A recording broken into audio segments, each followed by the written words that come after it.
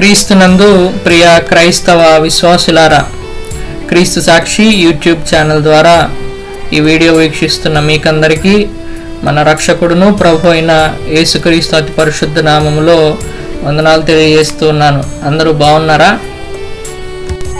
మరొక శుక్రవారం రోజు దేవుని సత్యవాక్కును మీకందరికీ అందించే కృపను ఆ దేవాది దేవుడు నాకు అనుగ్రహించినందుకు మొదట దేవునికి స్తుతులు స్తోత్రములు అర్పిస్తూ ఉన్నాను. అదేవిధంగా గత సోమవారం నాడు నేను అప్లోడ్ చేసిన వీడియోను ఆదరించి నన్ను సపోర్ట్ చేసిన వారికి ప్రత్యేక విధంగా కృతజ్ఞతలు తెలియజేస్తూ ఉన్నాను. మన సమాజంలో జరిగే అవాంఛనీయ సంఘటనలకు కారణం ఎవరు అనే అంశాన్ని మీతో మాట్లాడుతూ చాలా కీలకమైన విషయాలని నేను ఆ రోజు మీకు అందించడం జరిగింది. ఒకవేళ ఆ వీడియోని ఎవరైనా చూడకపోతే మన ఛానల్లో ఉంటుంది. దయచేసి మీ ఖాళీ సమయంలో ఆ వీడియోని చూడండి, మీకు చాలా ఉపయోగపడుతుంది. అదేవిధంగా ఈరోజు కూడా బైబిల్ గ్రంథం నుంచి ఒక చిన్న వచనాన్ని తీసుకుని చాలా ఇంపార్టెంట్ సబ్జెక్ట్ని మనం ధ్యానించబోతున్నాం. కాబట్టి శ్రద్ధగా ఈ వీడియోని చివరి వరకు వీక్షించండి. దేవుని వెర్రితనము మనుష్య జ్ఞానము కంటే జ్ఞానము కలది. దేవుని బలహీనత మనుష్యుల బలము కంటే బలమైనది. అపోస్తలుడైన పౌలు గారు కొన్ని సంఘాలకు లేఖలు రాస్తూ వారు ఏ విధంగా నివసిస్తున్నారు, ఇంకా వారి జీవితాలలో ఏ ఏ విషయాలలో వారు మార్పు పొందాలి అనే విషయాలను ప్రస్తావించాడు. అవే లేఖలని బైబిల్ గ్రంథంలో పొందుపరిచారు. ఎందుకు అంటే ఆ లేఖలలో ఏ విషయాలనైతే ఆయన ప్రస్తావించాడో ఆ విషయాలు ప్రతి క్రైస్తవ సంఘానికి వర్తిస్తాయి. ప్రతి క్రైస్తవ సంఘము ఆయన రాసిన లేఖల నుండి కొంత నేర్చుకోవాల్సిన అవసరం ఉంది. ఇందులో భాగంగా దైవ జ్ఞానమును అదేవిధంగా మనిషి యొక్క జ్ఞానమును పోలుస్తూ ఆయన ఆ కొరింథీ సంఘానికి రాసిన మొదటి లేఖలో ప్రస్తావించిన విషయాన్ని ఇప్పుడు మనం విన్నాం. ఈ వచనంలో మనిషి యొక్క బలము బలహీనతలు, దేవుని యొక్క బలము బలహీనతల గురించి పక్కన పెడితే మనిషి యొక్క జ్ఞానము దేవుని యొక్క జ్ఞానము ఈ రెండింటికి సంబంధించి ఈరోజు కొంత మనం కొన్ని విషయాలని ధ్యానించుకుందాం. అసలు మనిషికి జ్ఞానం ఎందుకు? జ్ఞానం ఎందుకు అంటే మనిషి యొక్క అభివృద్ధిని ఆ వ్యక్తికి ఉండే జ్ఞానం డిసైడ్ చేస్తుంది. ఉదాహరణకి మీరు ఒక 50 ఏళ్ల క్రితం వెనక్కి వెళ్ళి ఇప్పుడున్న పరిస్థితిని 50 ఏళ్ల క్రితం ఉన్న పరిస్థితిని ఒకసారి పోల్చి చూసుకోండి. మన జీవన విధానంలో ఎంత మార్పు వచ్చింది అనేది మీకు అర్థమవుతుంది. ఎందుకని? మనిషి జ్ఞానమును సంపాదించే కొద్దీ లౌకికంగా అంటే ఈ లోకపరంగా అభివృద్ధి చెందుతున్నాడు, పురోగతిని సాధిస్తూ ఉన్నాడు. గతంలో కూడా నేను ఏదో ఒక సందర్భంలో ఈ విషయాన్ని ప్రస్తావించాను. ఇప్పుడున్న సాంకేతిక పరిజ్ఞానానికి, ఒక 20 ఏళ్ల క్రితం ఉన్న సాంకేతిక పరిజ్ఞానానికి, ఇంకొక 20 ఏళ్ళు వెనక్కి వెళ్తే ఉన్న సాంకేతిక పరిజ్ఞానానికి చాలా తేడా ఉంది. ఇప్పుడున్న సౌకర్యాలు ఒక 25 ఏళ్ల క్రితం లేవు. ఆ 25 ఏళ్ల నాడు ఉన్నటువంటి సౌకర్యాలు అంతకుముందు లేవు. అంటే రోజు రోజుకి మనిషి యొక్క జీవన విధానం అనేది, జీవన శైలి అనేది సాంకేతికంగా అభివృద్ధి చెందుతుంది. ఎందువల్ల? మనిషి జ్ఞానం కోసం అన్వేషించడం వల్ల. అది ఎలాంటి జ్ఞానం అంటే లౌకికమైన జ్ఞానం. లౌకిక జ్ఞానమా? లౌకిక జ్ఞానం అంటే ఏంటి అంటే జ్ఞానంలో రకాలు కూడా ఉన్నాయా అంటే ఉన్నాయి. జ్ఞానము ఆత్మీయ జ్ఞానం ఉంటుంది, అదేవిధంగా లౌకికపరమైన జ్ఞానం ఉంటుంది. దాన్నే భౌతిక జ్ఞానం, ప్రాపంచిక జ్ఞానం అని కూడా అనొచ్చు. కొంతమందికి ఆత్మీయ జ్ఞానం అదేవిధంగా లౌకిక జ్ఞానం రెండూ ఉంటాయి. కొంతమందికి ఆత్మీయ జ్ఞానం ఉండదు కానీ లౌకిక జ్ఞానం అపారంగా ఉంటుంది. సో ప్రారంభంలో మనం ఏమనుకున్నాము, జ్ఞానం అనేది ఎందుకు అవసరం అంటే మనిషి వృద్ధి చెందాలి, పురోగతి చెందాలి అంటే జ్ఞానం కావాలి అనుకున్నాం. ఇక్కడ లౌకిక జ్ఞానం మనిషిని లౌకికంగా అభివృద్ధి చేస్తుంది, ప్రాపంచికంగా అభివృద్ధి చేస్తుంది. అదేవిధంగా ఆత్మీయ జ్ఞానం అనేది మనిషిని ఆత్మ సంబంధమైన అభివృద్ధిలోనికి నడిపిస్తుంది. అయితే మీరు ఇక్కడ ఒక విషయాన్ని గమనించాలి. లౌకికపరమైన జ్ఞానం ద్వారా మనిషి రోజు రోజుకి అభివృద్ధి చెందుతున్నాడు, దానిలో ఎలాంటి సందేహం లేదు. కానీ లౌకిక జ్ఞానం వల్ల కేవలం లాభం మాత్రమే ఉందా, నష్టం కూడా ఉందా అనే ప్రశ్న ఉత్పన్నమైతే మీరేం చెప్తారు? లాభంతో పాటు నష్టం కూడా ఉందని చెప్తారు. కానీ నేనేమంటానంటే లౌకికపరమైన జ్ఞానం వల్ల ఈ రోజుల్లో ఒక 30% లాభం జరిగితే ఒక 70% నష్టం జరుగుతుంది. ఎందుకు ఈ వేరియేషన్ అంటే మనిషికి లౌకిక జ్ఞానాన్ని సంపాదించుకోవడానికి ప్రయాసపడుతున్నాడు, వెంపర్లాడుతున్నాడు, చేయాల్సిన ప్రయత్నాలన్నీ చేస్తున్నాడు. కానీ ఆత్మీయ జ్ఞానాన్ని సంపాదించుకోవడానికి ఎలాంటి ప్రయత్నం చేయట్లేదు. అసలు ఆత్మీయ జ్ఞానం ఎందుకు కావాలి అంటే లౌకిక జ్ఞానంలో కేవలం లాభం మాత్రమే ఉండాలి, నష్టాలు ఉండకూడదు అంటే ఖచ్చితంగా ఆత్మీయ జ్ఞానం అనేది అవసరం. సో మీకేమర్థం అవుతుంది అంటే ఆత్మీయ జ్ఞానం లేకుండా లౌకికమైన ప్రాపంచికమైన జ్ఞానం ఎంత ఉన్నా అది మనిషికి నష్టం చేస్తుంది తప్ప లాభం చేకూర్చదు. మీకు ఒక చిన్న ఉదాహరణ తీసుకుని మీకు అర్థమయ్యే విధంగా చెప్తాను. మొబైల్ ఫోన్ ఉంది, సెల్ ఫోన్ ఎందుకు రూపొందించారు, ఎందుకు తయారు చేశారు అంటే మనకు అందుబాటులో లేని వ్యక్తులకు ఒక సమాచారాన్ని అందించడానికి సెల్ ఫోన్ కావచ్చు, టెలిఫోన్ కావచ్చు, ఇవి ప్రారంభంలో రూపొందించబడ్డాయి. తర్వాత సాంకేతిక పరిజ్ఞానం అభివృద్ధి చెందిన తర్వాత వీటిలో వెర్షన్స్ మారుకుంటూ వచ్చి ఇప్పుడు రకరకాల ఫీచర్స్ మొబైల్ ఫోన్స్లో అందుబాటులో ఉన్నాయి. అది మీకు అందరికీ తెలుసు. దీని ద్వారా ఏమవుతుంది అంటే ఉదాహరణకి కెమెరా సెల్ ఫోన్లోనే ఉంటుంది. యాక్చువల్లీ సెల్ ఫోన్ దేనికి? Communication purpose. కానీ కెమెరా దానిలోనే ఇచ్చారు. అదేవిధంగా internet browsing. Actually internet browsing చేయాలంటే ఇంతకుముందు ల్యాప్టాప్, కంప్యూటర్ యూజ్ చేయాల్సి వచ్చేది. ఇప్పుడు బ్రౌజింగ్ అంతా, ఇంటర్నెట్ బ్రౌజింగ్ అంతా మొబైల్ ఫోన్ ద్వారానే చేస్తున్నారు. ఈవెన్ అఫీషియల్ వర్క్స్ కూడా ఇంటర్నెట్ ద్వారానే, మొబైల్ ఫోన్స్ ద్వారానే చేస్తున్నారు. ఆన్లైన్ షాపింగ్స్ చేస్తున్నారు. ఇదివరకు షాపింగ్ చేయాలంటే బయటకు వెళ్ళి దానికి కొంత టైం వెచ్చించి షాపింగ్ చేసుకోవాల్సి వచ్చేది. ఇప్పుడంతా చేతిలోకి వచ్చేసింది త్రూ మొబైల్ ఫోన్. అదేవిధంగా ఇంకా రకరకాల పర్పసెస్ మనకి నెరవేరుతున్నాయి మొబైల్ ఫోన్ ద్వారా.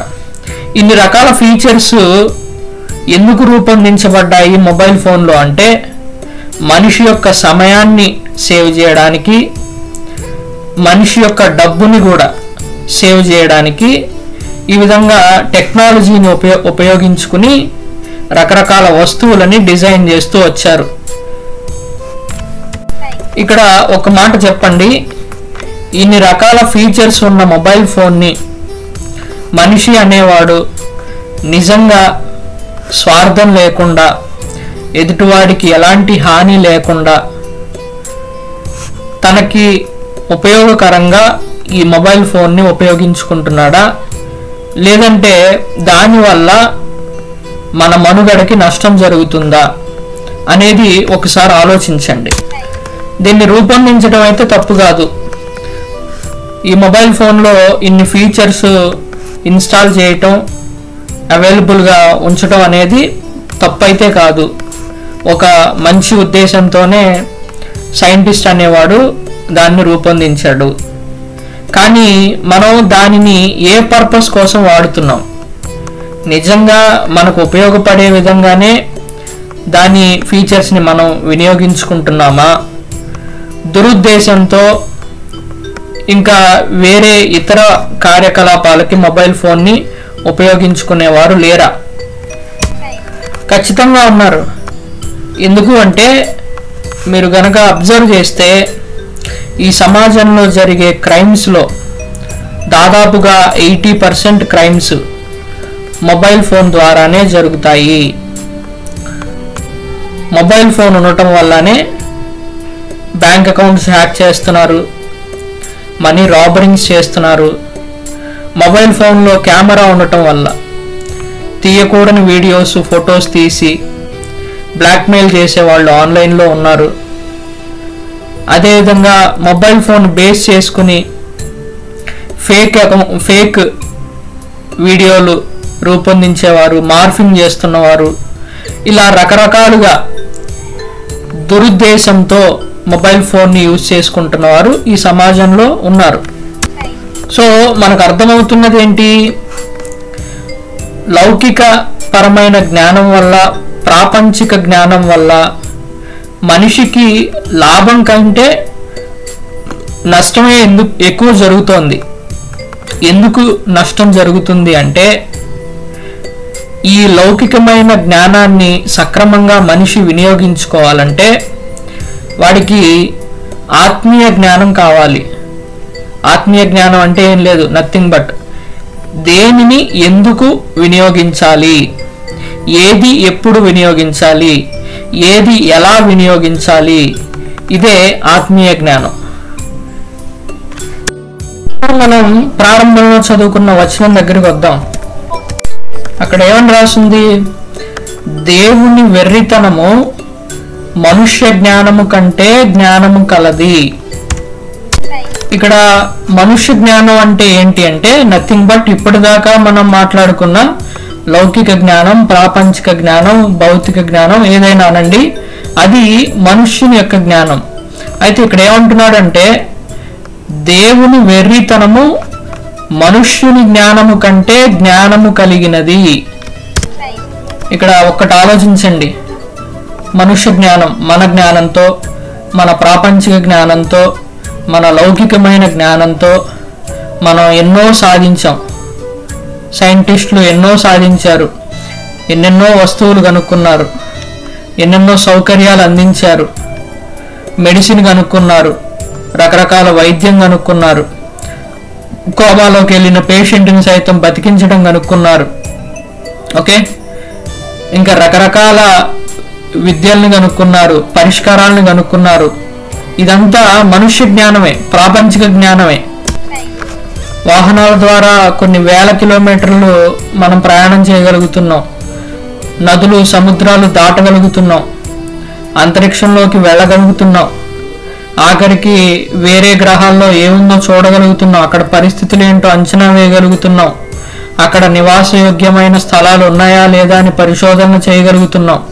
ఇలా రకరకాలుగా మనకున్న జ్ఞానాన్ని వినియోగించి అనేక రకాలుగా పురోగతిని సాధిస్తున్నాం. కానీ ఇక్కడ ఏమంటున్నాడు? మన జ్ఞానము కంటే దేవుని వెర్రితనము చాలా గొప్పది. ఇక్కడ వెర్రితనము అంటే నథింగ్ బట్ అజ్ఞానము అనుకోండి. అంటే ఇంత సామర్థ్యంలో ఉన్న మన జ్ఞానం కంటే దేవునికి ఉన్న అజ్ఞానం చాలా జ్ఞానం కలిగిందంట. ఆ లెక్కలో దేవుని జ్ఞానం ఎంత గొప్పదో మనకెంత అందనిదో ఒక్కసారి ఆలోచించండి. దేవుని జ్ఞానము అంటే నథింగ్ బట్ ఆత్మ సంబంధమైన జ్ఞానమే, ఆత్మీయ జ్ఞానమే. ఇది అందరికీ ఉండదు. మరి ఆత్మ సంబంధమైన జ్ఞానాన్ని మనం ఎలా సంపాదించుకోవాలి? ఇది మన ముందున్న ప్రశ్న. మీరు ఈ వీడియో థంబ్నెయిల్ చూసే ఉంటారు. దైవ భయం లేని వారు అజ్ఞానులు. ఇక్కడ అజ్ఞానులు అని ఎందుకు మెన్షన్ చేశానంటే, ప్రాపంచికమైన జ్ఞానం వారికి ఉండొచ్చు, కానీ దైవ భయము అనేది లేకపోతే ఆత్మీయంగా వాళ్ళు జ్ఞానవంతులు కాదు, ఆత్మీయంగా వాళ్ళు అజ్ఞానులు. ఇవి నా సొంత మాటలు కాదండి, బైబిల్ గ్రంథంలోనే చాలా స్పష్టంగా ఉంది. కీర్తనల గ్రంథము 111వ అధ్యాయము 10వ వచనం ఒకసారి ప్లే చేస్తాను, ఒకసారి చూడండి. యెహోవా నందలి భయము జ్ఞానమునకు మూలము, ఆయన శాసనములను అనుసరించు వారందరూ మంచి వివేకము గలవారు. ఆయనకు నిత్యము స్తోత్రము కలుగుచున్నది. సో ఆత్మ సంబంధమైన జ్ఞానాన్ని మీరు సంపాదించుకోవాలి అంటే దానికి తొలిమెట్టు ఏంటి అంటే మీలో దైవ భయం అనేది ఖచ్చితంగా ఉండాలి. చాలామంది వారికి ఉన్న జ్ఞానాన్ని చూసుకుని గర్వంగా ఉంటారు, గర్వపడతా ఉంటారు. నాకే తెలుసు, నాకు తెలిసినంత ఇంకెవరికీ తెలియదు అన్నట్టు. ఇలా నాకే తెలుసు, నాకు మాత్రమే తెలుసు, నేను కాబట్టి సాధించగలిగాను, నేను కాబట్టి చేయగలిగాను, ఈ విధంగా ఆలోచించే వాళ్ళందరూ వాళ్ళకున్న జ్ఞానం ఏంటి అంటే కేవలము లౌకిక సంబంధమైన, ప్రాపంచిక సంబంధమైన జ్ఞానం మాత్రమే. దానివల్ల ఎలాంటి ఉపయోగము ఉండదు. మిత్రులారా, అట్టి జ్ఞానము కంటే దేవుని అజ్ఞానము చాలా గొప్పది.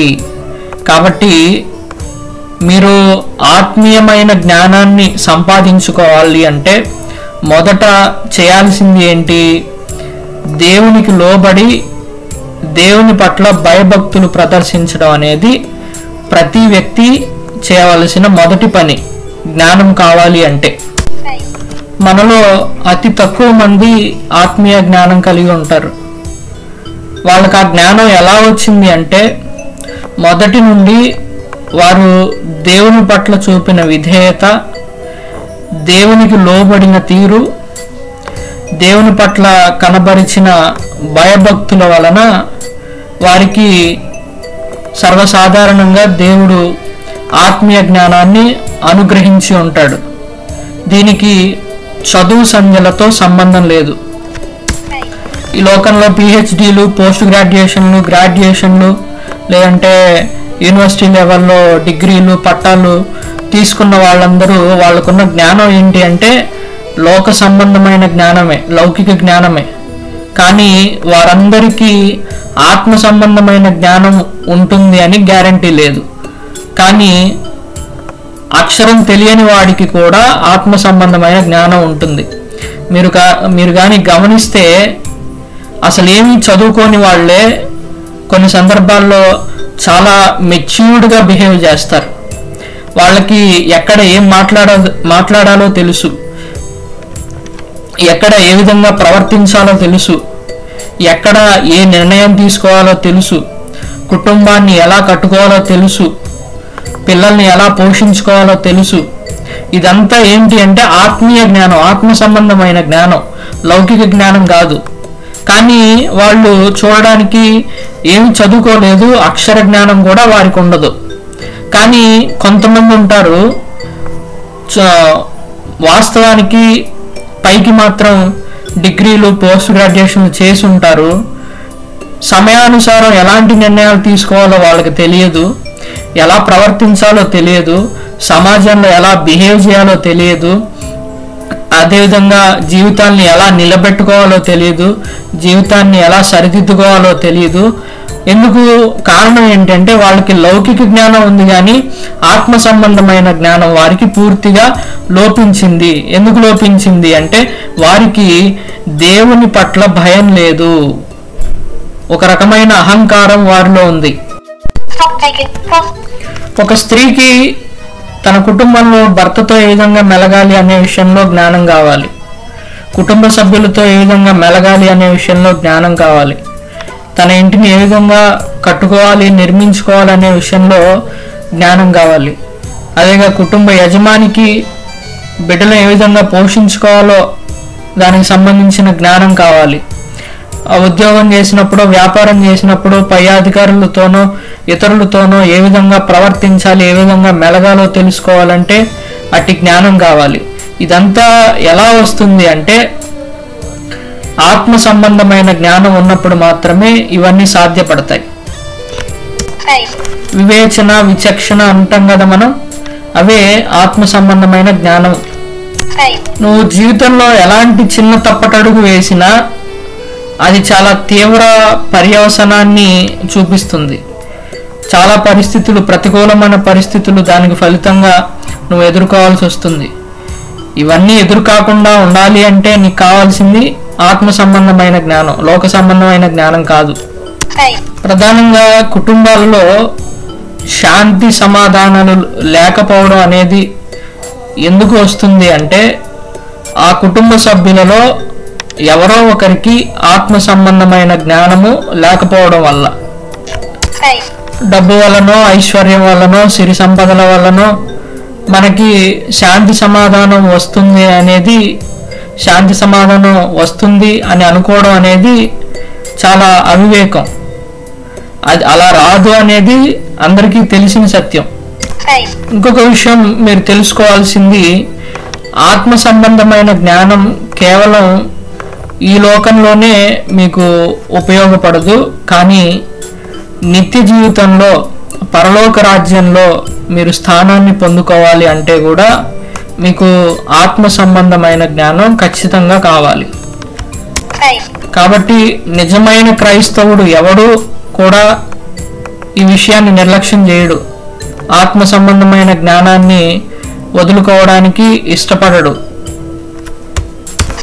కాబట్టి ఈనాడు మనం చదువుకున్న వచనం ద్వారా, ధ్యానించిన అంశము ద్వారా మనం నేర్చుకుంటున్న అంతిమ పాఠం ఏంటి అంటే మనకి లౌకిక జ్ఞానంతో పాటు ఆత్మీయ జ్ఞానము అనేది తప్పనిసరిగా ఉండాలి, దైవిక జ్ఞానం అనేది తప్పనిసరిగా కావాలి.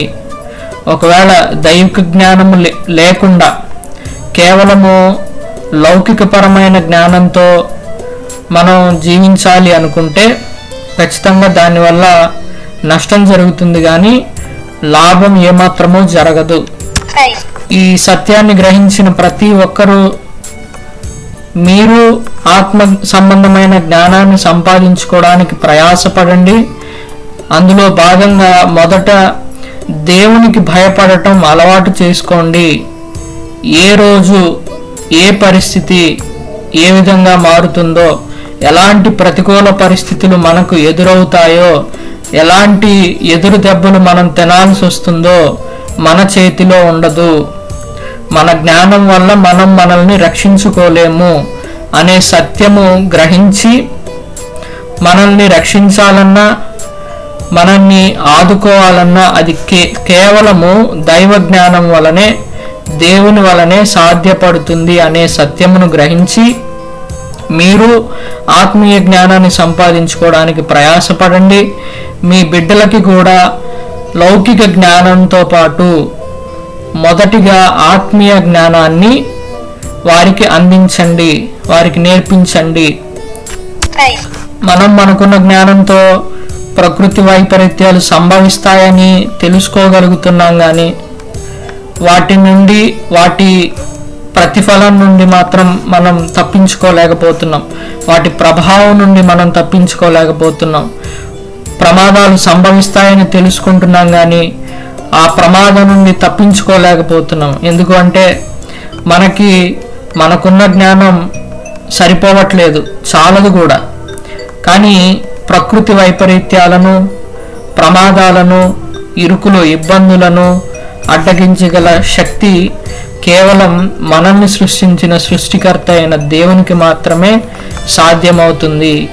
ఇది గ్రహించిన వాడు ధన్యుడు, గ్రహించక గర్వంతో విరవీగిన వాడు మూర్ఖుడు, అజ్ఞాని. ఇది ఈనాటి వాక్య సందేశం. మీకు ఎంతగానో ఆత్మీయంగా బలపడడానికి ఉపయోగపడింది అనుకుంటున్నాను. ఇది పూర్తిగా చూసిన వారు ఇతరులకు కూడా ఇది ఉపకరిస్తుంది అనుకుంటే ఖచ్చితంగా షేర్ చేయండి. మీరు దేవుని వాక్యాన్ని చెప్పలేకపోయినా